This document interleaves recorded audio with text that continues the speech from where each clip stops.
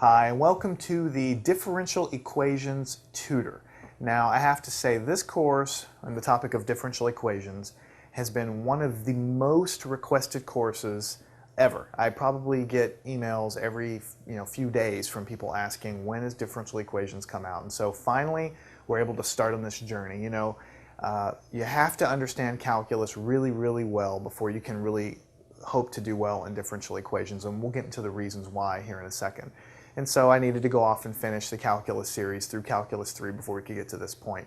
So here we are at differential equations. Now, the first thing you need to do, and I'm totally serious when I say this, is that when you think of this course, differential equations, you really need to try to press the erase button in your mind. You may have heard a lot of people hear how difficult it is, and it is challenging, but you're going to need to sort of put away any preconceived ideas that you have about this course, because it is challenging, I'm not going to lie to you, but it's not impossible. I mean, lots of things are hard at first, but then you get the hang of it and you understand what's going on, and then you get confidence, and then you get better and better at it, and just like anything else, you'll do well. Same thing in differential equations. And I'll be honest with you, when I took differential equations as an undergrad, I mean, I did fine in the course and all, it's just that it took me a little while to really get the hang of it, okay? And the reason why differential equations is a challenging course is because, and we'll talk about what is a differential equation here in a second, but basically there's these type of equations involving derivatives. That's basically what a differential equation is. And so you're trying to solve it, and the book and your lecturer, your teacher, is going to go over 1,000,001 different solution methods for different types of differential equations. It's kind of like integration. Integration in calculus, the easy integrals are easy, but when you get to the more complicated integrals, there's a real amount of technique to it. You need to really have a big tool bag of mathematical, I don't want to call them tricks, but you have to have a lot of experience in order to know how to do an integral, to apply the proper substitution or partial fractions or whatever it is you're doing. You need to understand those techniques, and there's a lot of techniques. In differential equation, it's even worse, really, because there's different classes of equations, different forms, and different solution techniques over the years have been invented and developed to tackle these different kinds of differential equations. So you learn them all. And so on your test, you're not really told which one you need to use. It's up to you to know that. You need to have enough experience so that when you look at your test problem, you'll know which one is the proper solution technique for that kind of equation. And then obviously you got to do the work, and the work is involved too. But if you get off on the wrong foot and you do the wrong method for a problem, it's hopeless, because you're going to probably not do well in your test if you waste an hour or half an hour going down the wrong road. So this course, what we're going to do is take it one step at a time. We're going to start in this section and talk about what is a differential equation. We're going to get our feet wet with understanding that kind of thing, getting used to it and ready for it. And then here over the next however many sections we have, we're going to talk about all these different solution techniques, and we're going to get a lot of practice with them. And my advice to you is that everyone should obviously watch every section in the course. I would also, the second time through watching the video, watch the section another time and try to solve the equations that I put on the board by yourself. You pause the video and try to work it yourself. Even if you've seen it before, it doesn't matter. You're still going to get practice. And then after you do those and you can convince yourself that you do know what you're doing, then go to your book, your textbook, whatever book you're using, open it up to that particular section and work maybe 10 or 15 more problems. And with that is going to come experience. And so when you get on your test, you're not going to be as stressed out, because you'll be really confident. You'll know that you've done these before. It's not a big deal. You just have to get comfortable with the process. So with that said, differential equations is really cool because, you may not have been taught this, but differential equations they're really all throughout science and engineering. So you learn calculus, integrals and derivatives are very useful, very important, but when you get into engineering and advanced science and advanced, physics and things like that, chemistry and other things, then most processes in real life really do obey differential equations. And so in a nutshell, and I'm going to write it down in a minute, but in a nutshell, a differential equation, just pick the word apart. What does it mean? Differential. Think about calculus. Differential. dx. Differential. Little small value of x. Or derivative is what comes to mind when you think of differential. So differential equation is just simply an equation that involves a derivative. So a normal equation, like from Algebra 1, a normal equation might be, x plus 3 is equal to 4. And you know how to solve that equation. You know that the goal of this equation is to solve it for the unknown value of x. That's what you already know because you've done algebra, right? And you know how to do that. You pull the 3 over and subtract and you get the answer, right?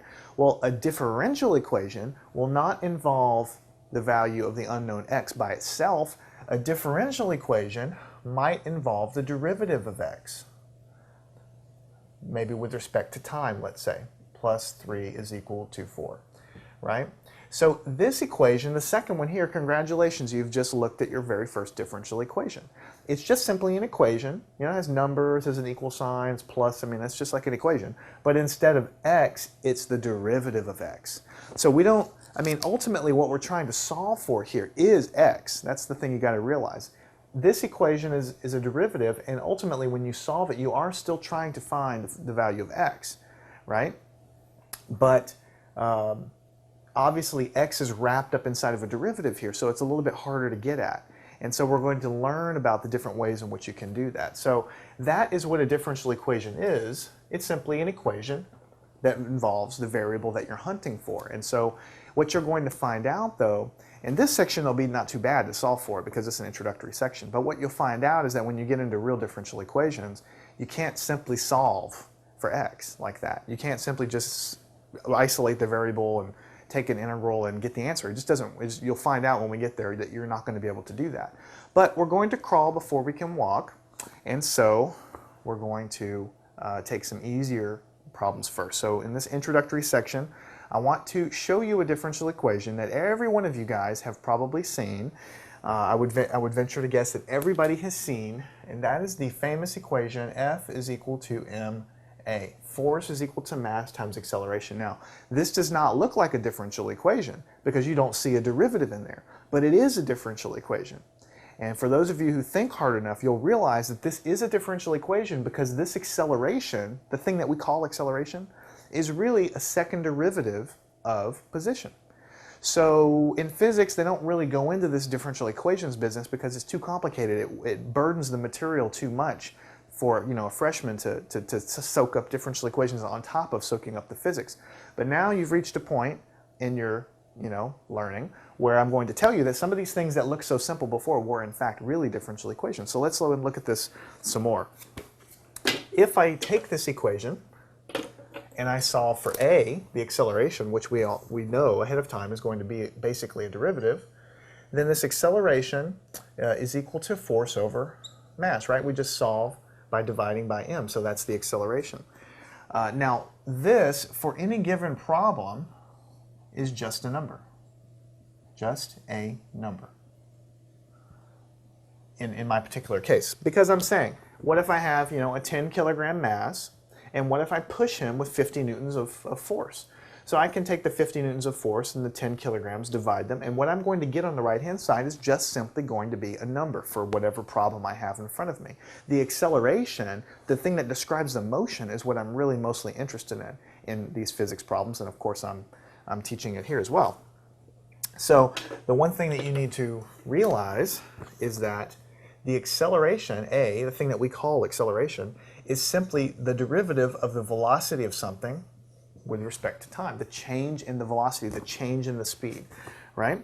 And the velocity is also the change of position. So when you put all those two things together, the acceleration is the second derivative of the position with respect to time. And so this little indication here, from calculus with the 2 there, that means second derivative. So this is just saying in words what I already told you, is that the acceleration is the second derivative of the position, because if I draw, a meter stick here and I watch a marble traveling down there, if I look at how far it goes in a given time, that's the first derivative, the change in position with respect to time. That's going to be, the change in position with respect to time, that's going to be the velocity. If we take the derivative again, the change in velocity, we get what we call acceleration. I think we all have a pretty good idea about it because we drive cars and we accelerate.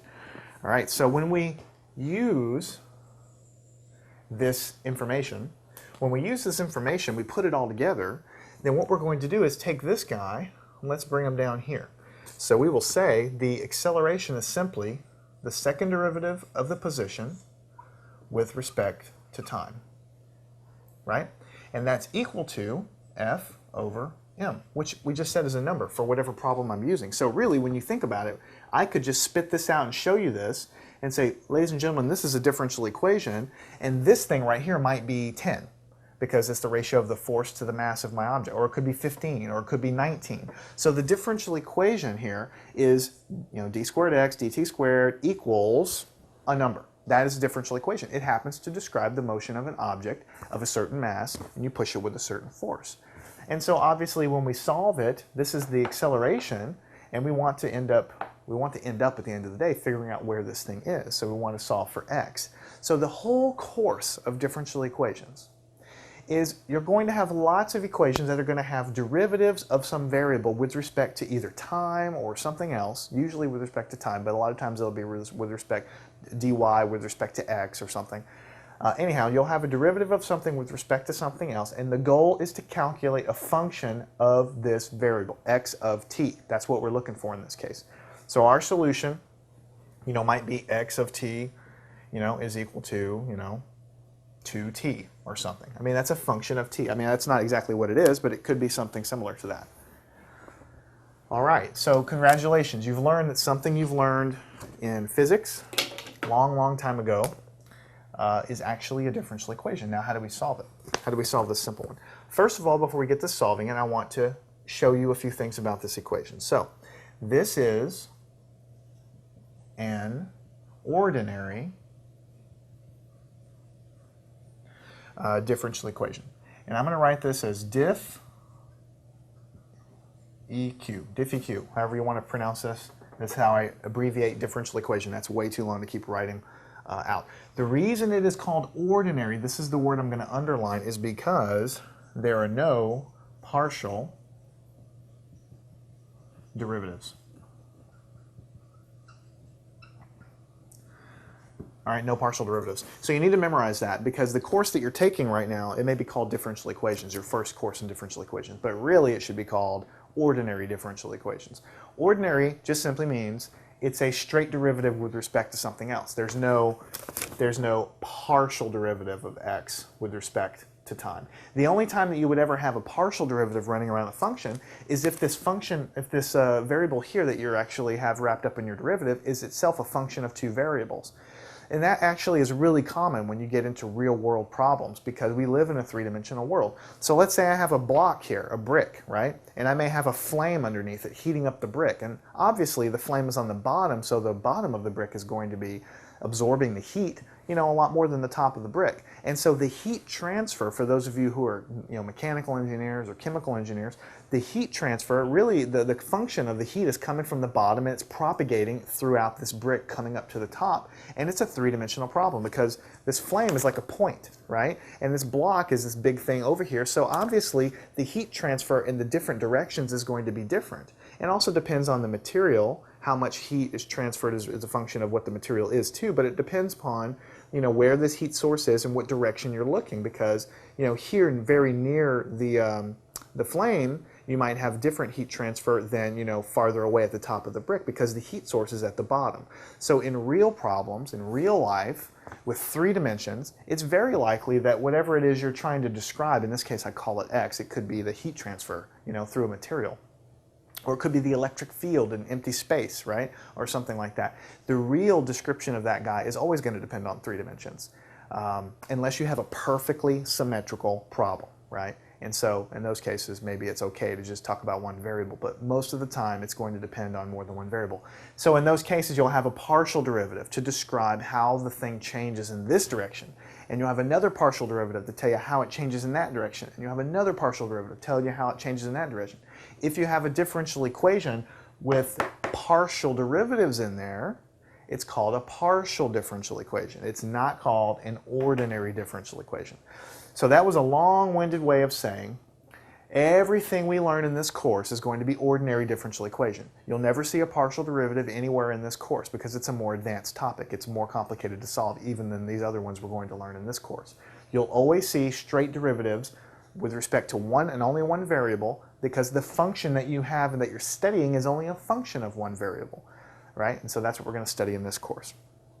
All right, the second thing I want to point out to you, So I'll put a little thing here. Second thing I want to point out to you is this ODE, and that's another word I'm going to, or a little abbreviation I'm going to put that you'll see in your book, ordinary differential equation. That's what it means.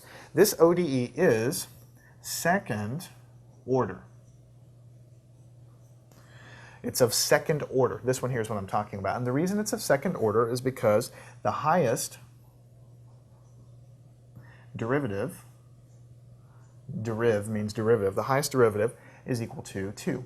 Right? So this is what you have here. This obviously isn't squared. This is telling you that this is the second derivative of x. That's the highest derivative in this problem. And so this is a second order differential equation. Now you might guess that the higher order differential equation that you have, the more derivatives that you're taking upon this variable, the more complicated the problem is going to be to solve. Exactly true. And it'll take a lot longer to solve problems that have higher order derivatives. So in your test, you'll probably be asked, what order is this equation? So it's very simple. You just look at all the derivatives, whichever one has the biggest number as the highest derivative order that you have, that's the order of the equation. So 2 terms. Ordinary differential equation means no partial derivatives anywhere, that everything in this class is going to be that way. And the order of the differential equation is just given by the derivative. So, in the course that we're embarking on here, we're going to spend a great deal of time talking about really simple equations first, with just one derivative, first derivative. In this case, because this is an equation everyone has used and come to know and love from taking physics, it's very, I think, interesting and cool just to work with this one for a second. Even though it's second order, and even though that's a little more complicated than what we're going to get to in the subsequent sections, let's go ahead and work with this one, because I think that it'll really open your mind to that this stuff is very easy to kind of comprehend conceptually. So let's go ahead and work with this. How do you think you would solve this equation? How do you think you would solve this equation? Well, you should know back from calculus, just like from algebra, you always have to think in equations. In algebra, the opposite of division is multiplication. The opposite of addition is subtraction. The opposite of, cubed root is to raise something to the third power, right? There's always an opposite that you could apply to something to cancel out and isolate the variable. In calculus, the opposite of a derivative is an integral. You know that. And the opposite of an integral is a derivative. So we should be able to simply integrate this equation a couple times, 2 times to be exact, integrate it, and then that will isolate the variable off by itself. Now notice that we're only able to do that because this equation is so simple. It's got the derivative over here, and then it's got what's going to amount to be a number over here on the right-hand side. So yeah, of course I can integrate that, but if the equation were more complicated, if I couldn't isolate, what if there was another derivative over here? This one plus a first derivative, then I wouldn't be able to integrate it. It would be more complicated. But if you have a problem that you simply have a derivative on one side and some other junk on the other side that's just a function of t or a constant, then you can just simply integrate it as many times as you need to get back the function that you have. And that's what we're going to do. So let's move over here and let's rewrite this. So let's say in this problem that the second derivative of x with respect to t, let's just say in this problem that that's equal to 30. Because, force divided by mass, whatever the force is I was pushing, whatever the mass is of the object, I don't care about the individual things. I'm just saying that the division of these 2 things is equal to 30, just so I can have some kind of numbers to work with this problem. Now, obviously, it's going to depend problem to problem what that is, because you may have a different size ball or whatever, but for this problem, we're just going to choose the number 30. So in that case, what this basically means is that this differential equation in all of its glory is exactly written, we need to write it again, it's exactly written the way I have here. Second derivative of x with respect to time is equal to the number 30. So how do we solve for x, the function x of t? So what we're going to do is let's apply one integral, d squared x dt squared. And we're going to integrate with respect to time. And so we have to do the same thing to both sides of the equation. So we're going to integrate with respect to time. So you see what we're doing here. This is a derivative with respect to t. So we integrate with respect to t, and that should get rid of one of the derivatives for us. Whatever we do to one side of the equation, we have to do to the other. So we again integrate the right-hand side with respect to t. You have to do the same thing to both sides. And so what we're going to do here is we're taking an integral of a second derivative. And so when we do that one time, what we're going to get down here is we're going to simply get back the first derivative, dx dt. Because integrals and derivatives are opposite of one another, so if we take the integral of a second order derivative, we're going to get back a first order derivative from that. It's sort of your basic calculus here. On the right-hand side, we're going to integrate this constant. It's a very simple integral. It's going to be 30t plus, and I'm going to label a constant of integration here, because we always have constant of integration. I'm going to label it C1. Now in Calculus 1, Calculus 2 even, usually when you have a constant of integration, you just label it C. C is the constant of integration. But in differential equations, I encourage you to always label it with a number 1, and then again, if you have a second one, number 2, number 3, and so on, because I'm going to eventually here in the next step, we're going to integrate this whole thing one more time, and we're going to get a totally separate constant of integration for the subsequent operation. So you need to keep them separate, and you'll see why we need to keep them separate, here in a little bit. So do yourself a favor, label it constant 1. Next time you get a constant, label it constant 2, constant 3, constant 4, and so on. So here is sort of an intermediate step. Now here's a bonus question for you. What order is this differential equation? Because this itself is a differential equation. It is a derivative of x with respect to time, and here's a function of t. This is a first order differential equation because this is a first derivative. That's the highest derivative in the whole thing. And by the way, here in the next few sections, we're going to spend a huge amount of time just learning how to solve first order differential equations, because this is a simple one, but there's a lot to it, and there's a lot of different techniques, and we're going to learn that before we move on to higher order differential equations. I'm just messing around here with the second order because I think it's going to teach you a lot. You'll learn a lot from it, especially since it comes from F equals ma, which everyone's seen before. So what we're going to do now, you probably have guessed, is we're going to take this guy and we're going to integrate it.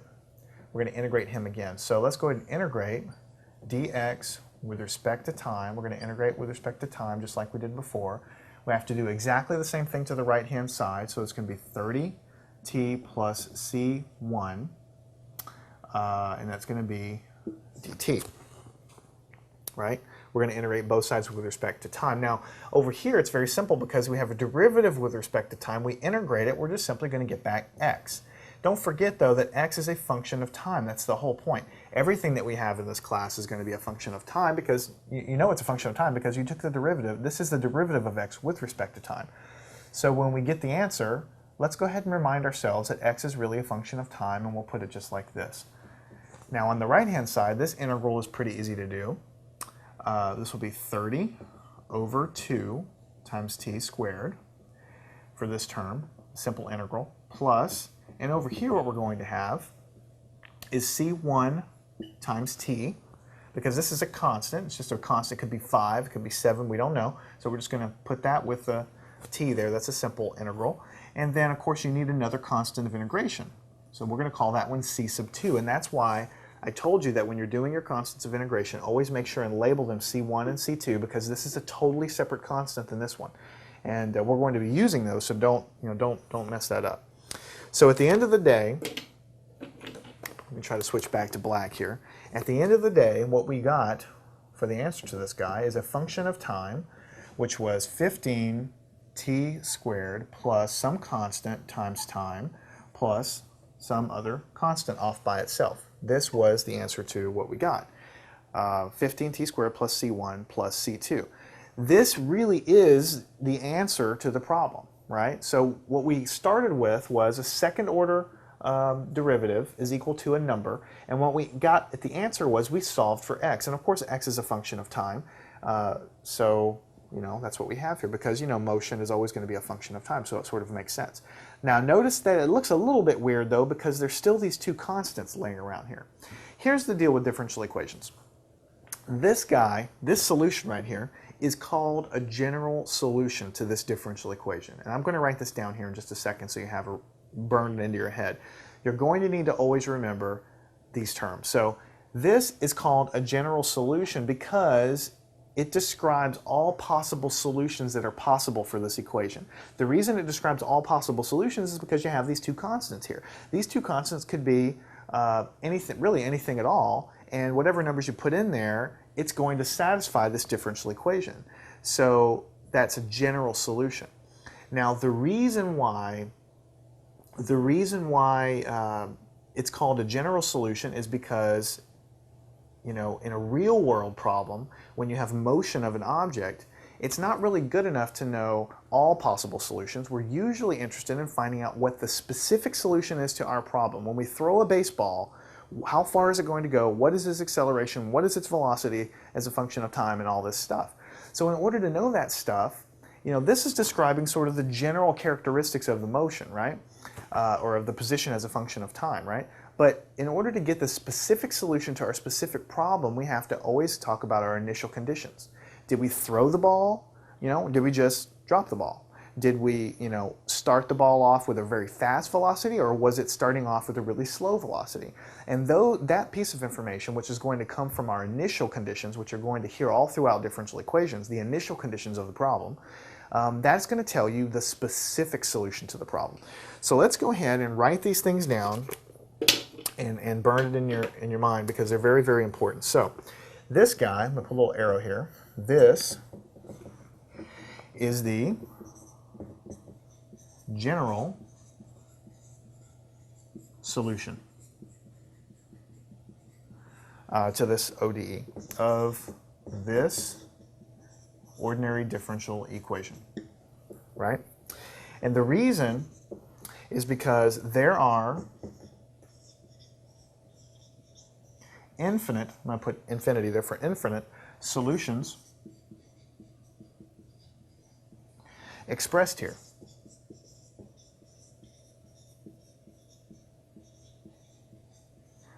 Which correspond is going to be correspond to the values of C1 and C2. This is expressing in words exactly what I told you. C1 and C2 are basically going to be defined by whatever initial conditions you throw this ball with, because this is a question that talks about motion. So it's all going to be about how do you start the motion off. Because, if you think about it, this is gravitational field that I'm standing in, right? So I have this pen, and I drop it from here, right? So we know there's a differential equation that governs this, because F equals ma, I just taught you was a differential equation. So I could go through a problem and show you that that's the guy here, right? So if I did that, I would calculate a function of time that was general in nature, that had these constants in there, and those constants would be defined by how the motion started. So this is one motion. This is one profile of the motion when I start the guy off with zero, position of zero, velocity of zero. When I start the clock, he begins to move. So this is one profile of the motion that might be described by this equation that we solved for here. Now let's say I have a different set of initial conditions. Let's say I throw him in the down direction. So I throw it down harder. So at time is equal to 0, he has a very high velocity. Well, obviously this is a different motion. He's going faster and farther as a function of time. So the initial condition, the initial motion that I gave him dictated sort of it would dictate a different answer. So these constants here, I'm going to teach you how to calculate them in a second. They're going to depend on the initial conditions. Another set of initial conditions might be maybe I throw him up, right? So I throw him up. So instead of a downward velocity, he might have an upward velocity. So it's a totally different motion. But the general solution to this general equation of F is equal to ma is always going to be the same. These constants are going to be totally different depending on the initial conditions of that problem. So that's enough of talking about it. Let's go ahead and make a little bit more progress. So let me write one more thing down, and I'm going to put him in a different color just so we don't get cross-eyed looking at this. C1 and C2 are determined by two initial conditions. Are determined by two initial conditions. Whoops, let me spell conditions correctly. Conditions. All right, if you change the initial conditions, then you change those constants, and your final answer would be totally different. And that's exactly what I was teaching you. Different initial conditions are going to yield a different profile of that motion, which would correspond to different x of t. And that's going to all come about through these different constants. Now let me show you one more thing. In this case, for this example, it's going to be the initial position and velocity. Those two things are going to correspond to C1 and C2. So if I have a different initial position and a different initial velocity, then C1 and C2 are going to be different. And so then x of t, when you plug C1 and C2 in here, is going to be a different equation. It's going to be a different parabola that it's following, or a different second degree polynomial here in t, right? If I have different initial conditions, then my motion is going to look different, which is what we all know. But the general form, this guy, the general form is going to be given by this, because there's infinite solutions expressed here. Depending on the infinite number of ways, I could begin to throw this marker. The different positions I can start it at, and the different velocities and directions and all that stuff is all wrapped up in here. All right. Very important. That's why I'm kind of harping on it so much, because it's very important for you to understand that all differential equations, all of them, are going to yield a general solution, which is basically infinite number of different solutions. The specific solution to your problem is going to depend upon the initial condition. So we're talking about velocity here, position. So the initial velocity, the initial position is going to be our initial conditions. But if we're talking about, the electric field, let's say, you're calculating, and that was governed by differential equations, which, by the way, they are, then your initial conditions might be the initial field strength and the initial field direction, right?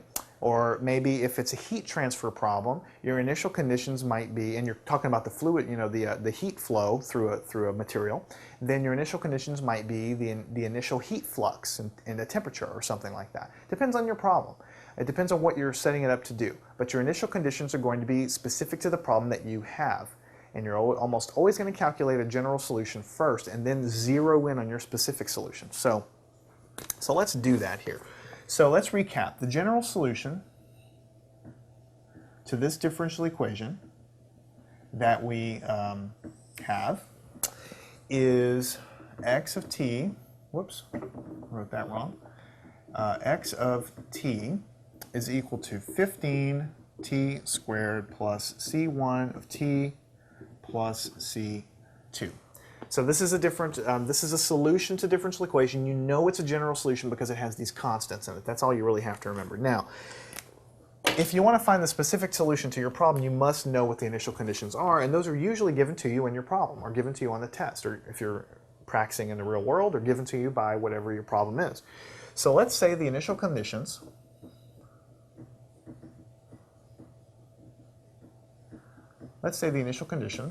are given by the following. The initial position, let's say, x at time 0 is equal to 0. And that's meters because this is position. And let's say the initial velocity is x prime of 0 is equal to, let's say, 1 meters per second. You need to get used to seeing it written this way because this is how it's going to be written in your problems. What this is saying is, don't forget, this is a function of position. That's what it is. X of t is position. So what this is saying is that the position at time 0 is equal to 0. It just simply means that if I have a tape measure here and I'm looking at the rolling of a marble along it, then at time 0 the marble begins at location 0. So the marble begins over here at the end of the meter stick. That's all it means. At the time of 0, that's where it is. Now here, x prime, don't forget from your calculus, a little prime there, that means that is a first derivative. So derivative of position's velocity. So what this is telling you is the velocity at time 0 is equal to 1. Don't forget velocity is meters per second. So what this means is the marble is here at the end of the meter stick, and at time 0, it's right there at the end, and it's moving instantaneously at 1 meter per second. That's what it means. So it's already rolling. Another initial condition might be that it's rolling the other way. Or another initial condition might be that it has a 0 velocity. And that would lead to all different solutions, depending on what we have. So what we need to do is use this information, and this is the relevant stuff.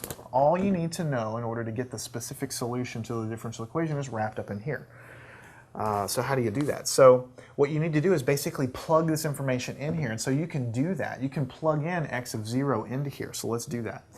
X of 0 at time is equal to 0. Let's plug it in there. So 15 0 squared plus c1 times 0, because this is time is equal to 0, plus C2, and we're saying that this is all equal to 0. The position at time 0 is equal to 0. This is the position evaluated at time 0. It's equal to 0. So what you can see here, this is going to drop away and this is going to drop away. So what you found from all of that business is that the constant C2 for this specific problem is equal to 0. So let's go ahead and box that because it's going to be important later on. So we found one of those constants. We found one of those constants. Now, in order to find the other constant, we need to look at the other initial condition. And that's a condition involving the first derivative, which is the velocity as a function of time. Now, in order to plug it in, you need to have a function for the velocity. Here, this is not a function for velocity. You could take the derivative of this and then use it, but you don't need to because we've already done that. If you look back over here, when we first started our problem, this was the initial problem. We took the integral. We ended up with this. This is the velocity. dx dt is velocity as a function of time. And we found out that it was equal to 30t plus c1. This is the first derivative as a function of time, 30t plus c1. So rewriting that again, I'm going to go ahead and draw a little divider here. X prime of t is just simply equal to 30t plus c1. You could get the exact same thing by just taking the derivative of our answer. 30t plus c1. This is going to disappear when you take the derivative of it. So either way you want, you've got it already done as part of doing the problem, or you could just take the derivative again if you wanted to. So let's plug in our initial condition. X prime of 0, because time is equal to 0. So the velocity at time 0 is equal to 30 times 0 plus c1. And that's equal to 1. So we just took the velocity that we had from the other board, we plugged in a value of 0, and we set it equal to 1 because that's what we said we had. And so for the initial velocity. Now we cancel through this, and so what this means is that c1, that little constant c1, is equal to 1. Now I'm going to box that because that's important. So look what we have here. We've calculated a value for c1, the constant. We've calculated a value for c2, the constant. We already know what the general solution is, so what we're now going to write down is the specific solution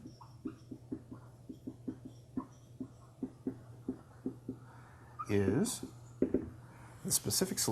and we're just going to use our guy from up there. So it's x of t is equal to 15t squared plus, it's c1 of t, but we know c1 is equal to 1. So it's going to be plus t, and then it's going to be plus c2 from up here, but c2 is equal to 0, so there's nothing to write down. So this is the specific solution. And all we did was look back at the general solution and plug in the constants. c1 goes in here, so it's just going to be t, and c2 goes in as 0, so it just drops away. This is the specific solution to the case when the whatever it is I'm talking about starts off at location 0 with a velocity of 1. If you change any one of these initial conditions, then the constants are going to change, and the specific solution that you get in the answer is going to be different, which makes sense because if you throw the thing differently, or you started at a different position, the motion should look different, and it does look different through these little constants of integration, really is what they are. So that is a really good introduction to differential equations. The next section, we're going to work some problems building upon the material that we've learned in this section. So it's not going to be anything new. We're just going to work a lot of problems here in the next section. The main thing to pull away from this section, really, is that differential equations are all around you, and they're simply equations that involve derivatives. And when they involve derivatives like that, you're still trying to solve for the variable. You're still trying to solve for the variable wrapped up inside this derivative. Now, in this case, we did a very simple example, f is equal to ma, and taught you, hey, that really is a differential equation. And you can, if you do have a derivative on one side of the equal sign and everything else on the other side just involves, in this case, involves a function of time, it was a constant, but it can still be considered a function of time, then you can just integrate them as many number of times as you need to. You just need to take care to mark your constants of integration like we were doing here. You need to mark your constants of integration. And once you get to the end of the road there, you're going to get a function of time, x is a function of time, and it's going to involve these constants of integration. Now when you see that you've gotten to that point, then what you have arrived at is the general solution to that equation, because every differential equation is going to have a class of solutions, an infinite number of solutions. The specific solution to your problem is going to depend on how things started, the initial conditions. The initial conditions are going to be given in your problem or in the real world. They'll be given by whatever it is you're working on. You'll know what your initial conditions are, and then you'd be able to use those and plug them in back into the solution that you got to calculate those constants, and I mean to calculate the constants there, and then you'd be able to put that right back into your general solution and get the specific solution, which is the actual. This would be something you could plot and say, okay, my marble's really going to move like this. If I change the initial conditions a little bit, it's going to change its motion a little bit, because obviously that makes sense. It's going to change its motion. But the general form, being that there's a 15t squared plus some other junk after it, the general form is going to be the same. I'm Jason. I hope you've gotten something out of this section. Try not to get too worried about this course. There are going to be a lot of solution methods. Yes, the problems are going to be a lot lengthier than what we've done here, but you know, sharpen your calculus skills, work with me, we'll make it together, I promise you. Let's go on to the next section and practice some problems.